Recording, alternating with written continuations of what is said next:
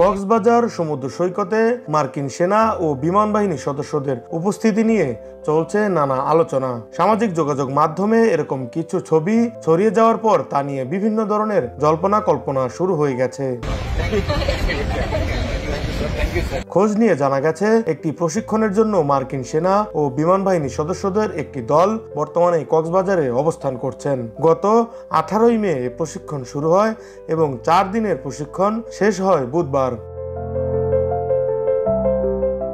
বন্যা, জলোচ্ছ্বাস ও ঘূর্ণিঝড়ে আক্রান্তদের উদ্ধার কাজ পরিচালনা নিয়ে এই প্রশিক্ষণ কার্যক্রম অনুষ্ঠিত হয় বাংলাদেশ ফায়ার সার্ভিসের সঙ্গে। কক্সবাজার ফায়ার সার্ভিস ও সিভিল ডিফেন্সের উপসহকারী পরিচালক মোহাম্মদ তানহারুল ইসলাম জানান, কক্সবাজার সমুদ্র সৈকতে ফায়ার সার্ভিস কর্মীদের জন্য প্রশিক্ষণ কর্মসূচি আয়োজন করা হয়েছে মার্কিন সেনা ও বিমান বাহিনীর সদস্যদের নিয়ে। মার্কিন সেনারা এই প্রশিক্ষণ কার্যক্রম পরিচালনা করছে বলে জানান তিনি।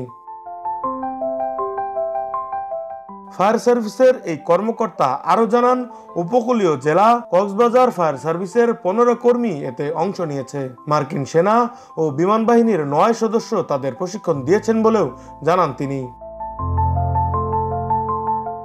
উপসহকারী পরিচালক তানহারুল ইসলাম বলেন, বুধবার সকালে কক্সবাজার সমুদ্র সৈকতে প্যারাসেইলিং পয়েন্টে প্রশিক্ষণের শেষ পর্ব অনুষ্ঠিত হয়। মার্কিন দূতাবাসের সহায়তায় এই প্রশিক্ষণ কার্যক্রম পরিচালিত হয়।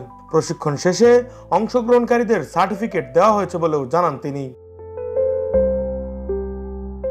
প্রশিক্ষণে বন্যা ও ঘূর্ণিঝড়ের সময় আটকে পড়া মানুষদের উদ্ধারের কৌশল অন্তর্ভুক্ত ছিল।